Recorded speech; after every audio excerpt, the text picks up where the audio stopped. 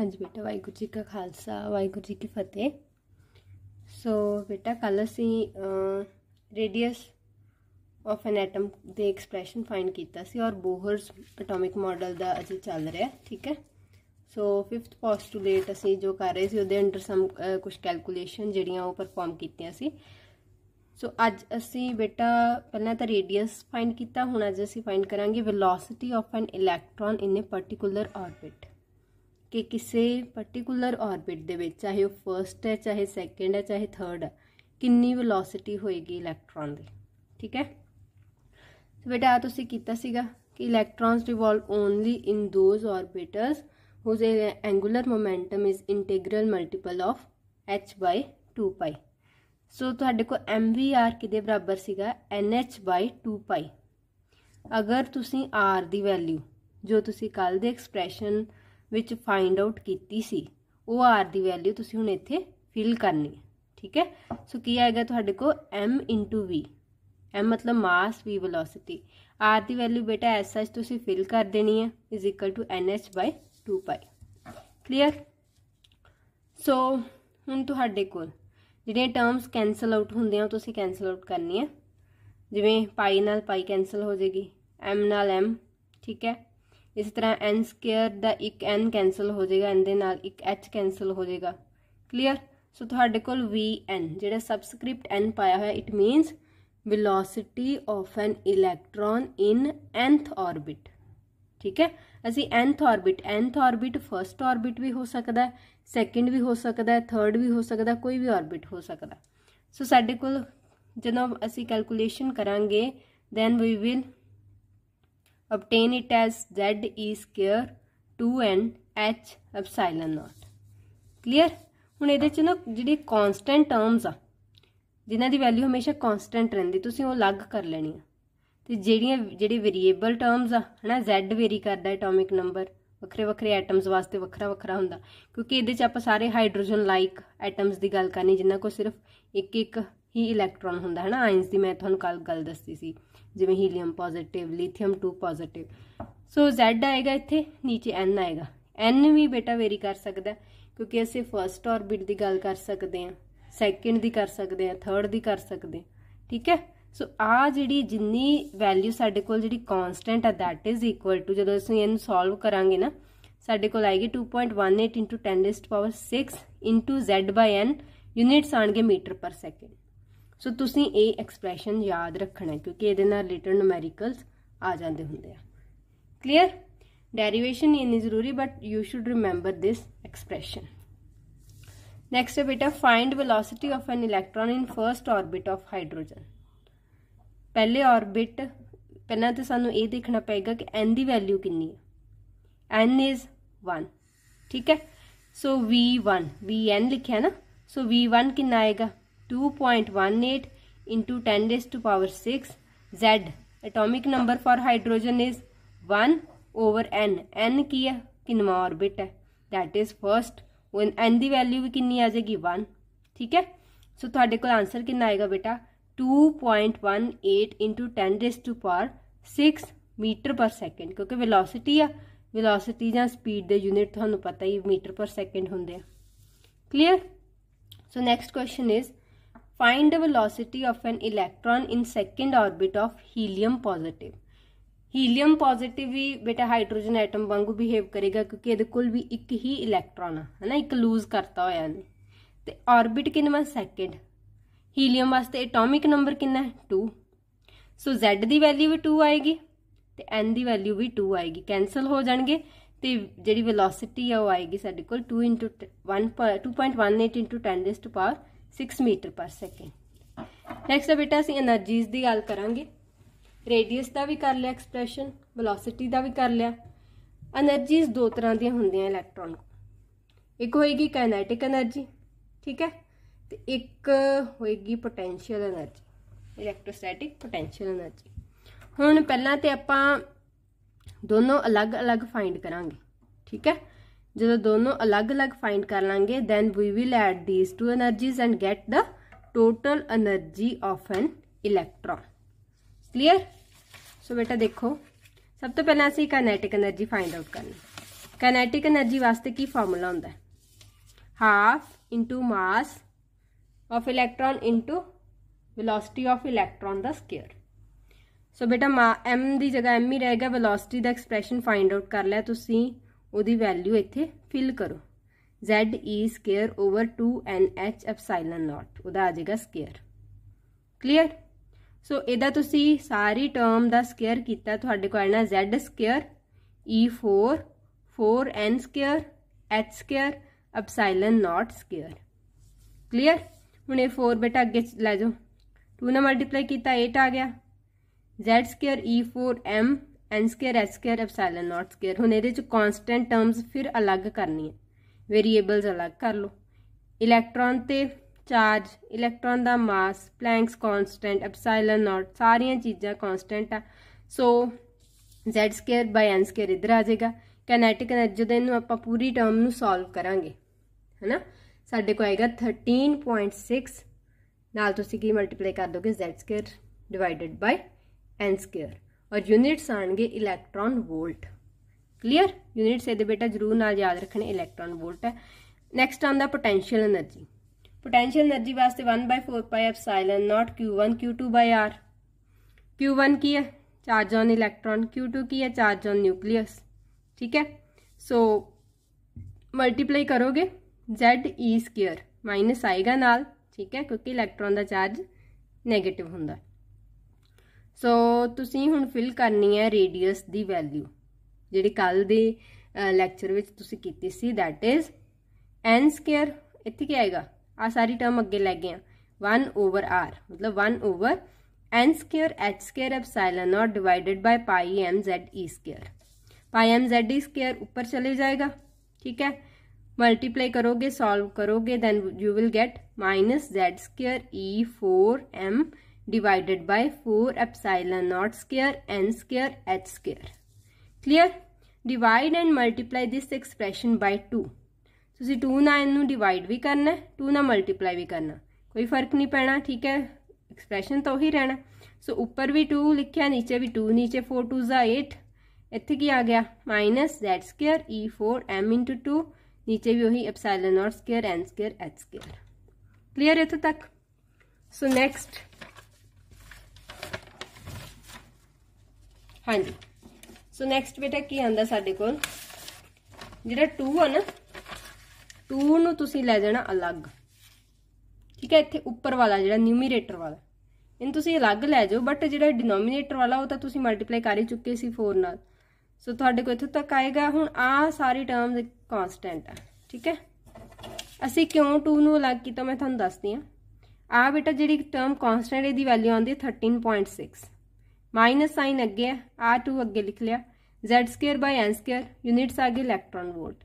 ये 2 नूं असीं तां नहीं मल्टीप्लाई किया क्योंकि 13.6 ही साडे कोल ना काइनेटिक एनर्जी विच आया सी एक्सप्रैशन, देखो है ना, तो 13.6 ही साडे कोल पोटेंशियल एनर्जी च आ गए। जे इहनूं असीं 2 नाल मल्टीप्लाई करदे फिर इहने है ना वो जिहड़ी सिमिलैरिटी सी माड़ी मोटी वो खत्म हो जानी सी। सो काइनेटिक एनर्जी वास्ते तुहाडे कोल एक्सप्रैशन आउंदा 13.6 into 10 into Z square by N square electron volt. If you multiply the kinetic energy term with -2 you will get the potential energy. After that you have to add kinetic energy and potential energy, you will get the total energy. So बेटा दोनों expressions इत्थे fill करो, kinetic energy का वखरा, potential energy का वखरा, units आने electron volt, total energy कितने बराबर आ जाएगी -13.6 कॉमन आएगा दोनों टर्म्स चो, Z square by N square common आ जाएगा, इत्थे ही रह जाएगा। हुण देखो अज तुसीं ब्रैकेट दे बाहर लैके जाओगे आ सारी टर्म, अंदर ब्रैकेट च की रह जाएगा 1 प्लस इत्थे 1 आ जाएगा ना क्योंकि सारे का सारा बाहर चल गया, इधर आ जाएगा बेटा तुहाडे को -2, बाकी सारा बाहर चल गया। तो जब तुसीं 1 - 2 करोगे then it will be equal to -1। So here the sign is negative due to solving this expression, ठीक है। सो यूनिट्स इलैक्ट्रॉन वोल्ट ही आएंगे, मतलब total energy of an electron in nth shell of hydrogen atom that will be equal to -13.6 into Z square by N square electron volt. Clear. हुण देखो बेटा जे तुसीं हुण आपां हाइड्रोजन एटम की गल कर रहे हैं, इट मीन Z 1 ही आएगा, एटॉमिक नंबर 1 आएगा, बट नंबर ऑफ ऑर्बिट किनवे ऑर्बिट च इलैक्ट्रॉन घूम रहा, पहले चा, दूजे चा, तीजे चा, किनवे चा, वो n की वैल्यू उस हिसाब नाल दैट विल वेरी। ठीक है, सो टोटल एनर्जी किहदे बराबर आएगी -13.6 into 1 square over 1 square electron volt. बेटा 1 1 है ना, तुहानू पता है 1 by 1 answer is 1, so that's why total energy will be equal to -13.6 electron volt. मतलब तुहाडे कोल है हाइड्रोजन एटम, हाइड्रोजन एटम का पहला ऑर्बिट उत्थे प्रेजेंट है इलैक्ट्रॉन, उत्थे तुसीं कड्ढी है उहदी टोटल एनर्जी, वो किहदे बराबर आ रही साडे को -13.6 इलैक्ट्रॉन वोल्ट। सिमिलरली हुण मैं सपोज करो वही इलैक्ट्रॉन दूजे ऑर्बिट च है, हुण तुसीं इत्थे n की वैल्यू वेरी करोगे एक्सप्रैशन च, n की वैल्यू 2 फिल कर दो, उस अकॉर्डिंगली करो सॉल्व, -3.4 आएगी इलैक्ट्रॉन वोल्ट। 3 वास्ते तुहाडे को -1.5, for 4 n is equal to 4 total energy will be equal to -0.85 electron volt. बेटा इन एक्सप्रैशन तो तुहानू की पता चल रहा है, तुहानू ये पता चल रहा है कि ज्यों ज्यों असी n की वैल्यू वधाई जा रहे हैं, ज्यों ज्यों इलैक्ट्रॉन नू न्यूक्लीअस तो दूर लैके जा रहे हैं, एनर्जी की वैल्यू जिहड़ी नैगेटिव इत्थे -13.6 ज़्यादा नैगेटिव वैल्यू, इत्थे घट नैगेटिव, उतो घट, मतलब एनर्जी की वैल्यू घट नैगेटिव वाल जा रही है ना। सो तुहानू एक होर एक्सप्रैशन मैं दस्सिया सी, आई थिंक कैमिकल बॉन्डिंग च मे भी छोटा जिहा कि एक्सप्रैशन दस्सिया सी कि energy is inversely proportional to stability. जिन्नी ज़्यादा एनर्जी होगी ना उन्नी स्टेबिलिटी घट होगी। ठीक है, हुण असीं उही चीज़ देखांगे जे असीं गल करिए ना चारे वैल्यूज़ दी, है ना, N1 N2 N3 N4 वास्ते एनर्जी दी, टोटल एनर्जी दी साडे कोल सब तो ज़्यादा वैल्यू इहदे च इन्हां चारां दे विचों n इज इक्वल टू 4 च, क्योंकि तुहानूं पता नैगेटिव वैल्यू जिन्नी घट होगी उन्नी ज़्यादा हुंदी है। So this will be highest.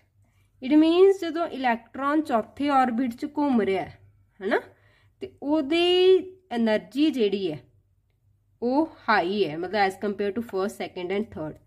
J energy high होगी तो इलैक्ट्रॉन की स्टेबिलिटी उत्थे घट होगी।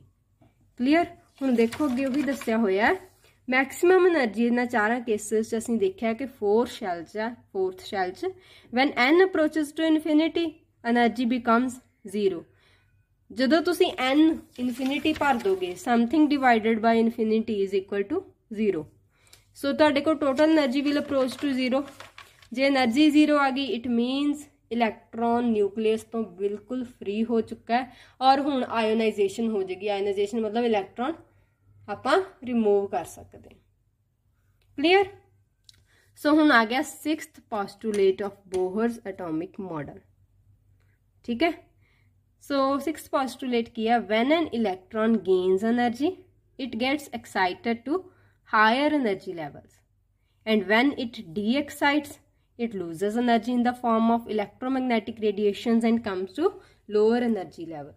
बेटा बोहर ने कहा सीगा इलैक्ट्रॉन जो रिवॉल्व करता ऑर्बिट दे विच वो उदों एनर्जी गेन जां लूज नहीं करता। फिर इलैक्ट्रॉन कदों गेन करूगा एनर्जी जां कदों लूज करूगा, जदों गेन मान लो इलैक्ट्रॉन पहले ऑर्बिट च सपोज करो घूम रहा, ठीक है, रिवॉल्व कर रहा है न्यूक्लियस दे around, if it absorbs energy, if it gains energy, है ना, एनर्जी आ रही है hc by lambda, Planck's quantum theory तो आप किया सी। सो एनर्जी आ रही है, इलैक्ट्रॉन ने एब्जॉर्ब कर ली और वो हायर ऑर्बिट च जंप मार के चला गया, एक्साइट हो गया, that is known as atomic excitation. ठीक है, हुण सपोज करो वही इलैक्ट्रॉन जिहड़ा एक्साइट होया है ना, सैकेंड ऑर्बिट जिहड़ा चल गया ते उन्ने एनर्जी रिलीज की है E is equal to hc by lambda, then there will occur atomic de-excitation। de-excitation मतलब वापस वो दोबारा अपनी ग्राउंड स्टेट ते आ रहा है। ठीक है, इट मीन्स जदों इलैक्ट्रॉन करेगा एनर्जी गेन वो हायर ऑर्बिट च जाएगा, जदों एनर्जी लूज करेगा that will come to the lower energy level. So आ दोनों बेटा शो कीतियां हुई excitation by absorption of light ते de excitation by emission of light. Light की एब्जॉर्प्शन होएगी दैन एक्साइटेशन विल अकर, जे लाइट की एमिशन होएगी, लाइट एनर्जी जिहड़ी असीं इलैक्ट्रॉन आ वो बाहर कड्डेगा, दैन उत्थे डी एक्साइटेशन होएगी, वो वापस अपनी ग्राउंड स्टेट ते अपने लोअर ऑर्बिट ते आएगा। क्लीयर। सो बेटा एक होर क्वेश्चन है ये रिलेटेड आप कर चुके हैं वैसे। Why does negative energy for hydrogen atom मीनस, what does negative energy for hydrogen atom मीनस। Hydrogen atom बारे असीं कढ लए सारे एक्सप्रैशन कर ले, radius, velocity, kinetic energy, potential energy, total energy, है ना। सो असीं देखिया कि टोटल एनर्जी जिहड़ी है नैगेटिव आ रही सी -13.6 है ना into Z² by N² electron volt. So ये नैगेटिव एनर्जी का की मतलब है, actually this negative sign means that the energy of the electron in the atom is lower than the energy of a free electron at rest. ਜਿਹੜਾ electron free है, मैं पहला भी कह चुकी हूँ, इलैक्ट्रॉन कदों फ्री होगा ਜਦੋਂ ਅਸੀਂ ਨਿਊਕਲੀਅਸ ਉਹਨੂੰ ਆਪਾਂ ਨਿਊਕਲੀਅਸ ਦੀ ਫੋਰਸ ਵਾਲੇ ਫੀਲਡ ਤੋਂ ਬਾਹਰ ਲੈ ਕੇ ਜਾਵਾਂਗੇ, ਠੀਕ ਹੈ। ਤੇ ਜਦੋਂ ਉਹਨੂੰ ਬਾਹਰ ਲੈ ਕੇ ਚਲੇ ਗਏ ਉੱਥੇ ਇਲੈਕਟ੍ਰੋਨ ਕੀ ਹੈ, ਰੈਸਟ ਤੇ, ਉੱਥੇ ਉਹ ਘੁੰਮ ਨਹੀਂ ਰਿਹਾ, ਕੋਈ ਰਿਵੋਲਵ ਨਹੀਂ ਕਰ ਰਿਹਾ, ਉਹ ਫ੍ਰੀ ਹੈ, ਠੀਕ ਹੈ। ਸੋ ਜਦੋਂ ਇਨਫਾਈਨਾਈਟ ਮੈਂ ਤੁਹਾਨੂੰ ਦੱਸਿਆ ਸੀ ਕਿ ਜਦੋਂ ਆਪਾਂ ਇਹਨੂੰ ਇਨਫਿਨਿਟੀ ਫਿਲ ਕਰਦੇ ਹਾਂ then energy becomes equal to 0, it approaches to 0, ਉਦੋਂ ਇਹ ਫ੍ਰੀ ਹੋ ਜਾਂਦਾ। So free electron at rest is an electron की हुंदा that is infinitely far away from the nucleus, वो न्यूक्लियस तो बहुत दूर चले जे and is assigned the energy value of 0 और वो मैक्सीमम एनर्जी स्टेट च अपनी च पहुंच जाता है। और वो एनर्जी की जी वैल्यू है सानू पता वैसे तो नैगेटिव आ रही सी सारिया वैल्यूज, बट उत्थे जाके उनकी 0 वैल्यू हो जाती है। As the electron gets closer to the nucleus, ज्यों ज्यों इलैक्ट्रॉन न्यूक्लियस से लग जाएगा मतलब जो नंबर ऑफ ऑर्बिट वो घटते जाएंगे। सपोज करो 5वें ते सीगा, 5वें तो चौथे ते, चौथे तो तीजे ते, तीजे तो दूजे ते, दूजे तो पहले ते जिहड़ी EN टोटल एनर्जी है बेटा वो मोर एंड मोर नैगेटिव बनती जाऊगी, होर नैगेटिव वो वैल्यू होंदी जाऊगी। असीं देखिया सी फर्स्ट ऑर्बिट दे विच -13.6 दे लागे वैल्यू आ रही है, but when we move towards fourth orbit है ना -0.85, मतलब नैगेटिव वैल्यू बहुत घट गई है ना, बट एनर्जी की वैल्यू बढ़ गई है। So the most negative energy value is given by n is equal to 1। पहले ऑर्बिट सब तो ज़्यादा नैगेटिव एनर्जी होगी, तो जिन्नी सब तो ज़्यादा नैगेटिव एनर्जी होगी वो ज़्यादा स्टेबल होगा। सो एनर्जी क्योंकि वही रिलेशन है, energy is inversely proportional to stability. So बेटा अज वास्ते इत्थे तुहाडा बोहर्स एटॉमिक मॉडल खत्म हो चुका है। पोस्टुलेट्स तुहानू पता ही है जिहड़े कैलकुलेशनस करवाइयां मैं 5th वाले दे विच करवाइयां, बट तुहानू जदों तुसीं रिटन दे विच है ना पोस्टुलेट्स ही सिर्फ तुहानू पुछे जांदे, तुसीं सिर्फ पोस्टुलेट्स लिखने आ, सिर्फ उन्हां दे एक्सप्रैशन लिख सकदे हो, रेडियस दा, वेलोसिटी दा, और तुहानू लर्न होने चाहिए आ क्योंकि न्यूमेरिकल्स विच तुसीं डेरिवेशन नहीं करन बैठना, तुसीं सीधे फार्मूले पुट करके you have to solve that numerical. Okay, thank you. Waheguru ji.